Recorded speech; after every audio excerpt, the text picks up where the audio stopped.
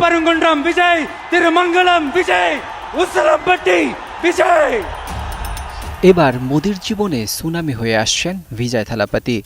লক্ষ লক্ষ জনতার ভিড়ে সিংহের মতো হুঙ্কার দিয়ে জানান দেন নিজের আধিপত্য।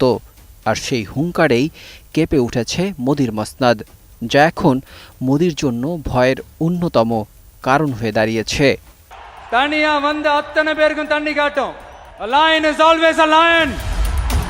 ভারতের দক্ষিণী সিনেমায় থালাপতি ছিলেন কোটি কোটি মানুষের আইডল। পর্দায় তার সংলাপ, ভঙ্গিমা, অ্যাকশন সবই যেন মানুষের হৃদয়ে ঝড় তুলেছে। সেই জনপ্রিয়তাই আজ ভোট বাক্সে রূপ নিয়েছে সুনামিতে।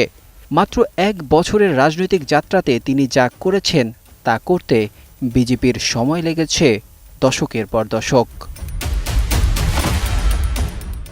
বর্তমানে ভারতের রাজনীতিতে সবচেয়ে বড় চ্যালেঞ্জ হচ্ছে তরুণ ভোটাররা।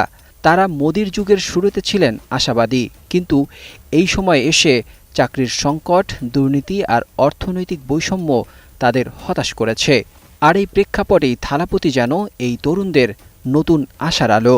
সিনেমায় যেমন থালাপতিকে দেখে অভ্যস্ত, রাজনীতির মঞ্চেও যেন ঠিক তেমন থালাপতিকেই খুঁজে পেয়েছেন ভক্তরা। আর তাই তো এবার ভারতের রাজনীতিতে নতুন এক অধ্যায়ের সূচনা হতে যাচ্ছে। And even if it is single, it will be the king of jungle। এদিকে বিজয় থালাপতি তার বক্তব্যে বলেছেন, 2026 সালের নির্বাচনে আমি মাদুরাই পূর্বে, মাদুরাই ইস্ট, সাউথ, উসিলামপট্টি, মেল্লুর, পুরো মাদুরাইতেই আমি দাঁড়াবো। আসলে আমি 234 আসনের সব জায়গায় দাঁড়ানোর মতো আস্থা রাখি। এমন বক্তব্যের পর বিজেপি নেতাদের এখন রীতিমতো ঘুম হারাম। மதுரை மத்தி வேட்பாளர் விஜய், மதுரை தெற்கு வேட்பாளர் விஜய், மதுரை வடக்கு வேட்பாளர் விஜய், மேலூர் விஜய், சோழவந்தான் விஜய், திருப்பரங்குன்றம் விஜய், திருமங்கலம் விஜய், উসলামপট্টি বিজয়।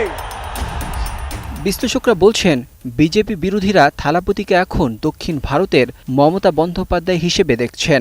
যেমন পশ্চিমবঙ্গে মমতা বিজেপির অগ্রযাত্রা থামিয়ে দিয়েছিলেন, তেমনিভাবেই থালাপতি দক্ষিণে বিজেপিকে পুরোপুরি আটকে দিতে পারেন বলেই আশা করছেন অনেকে।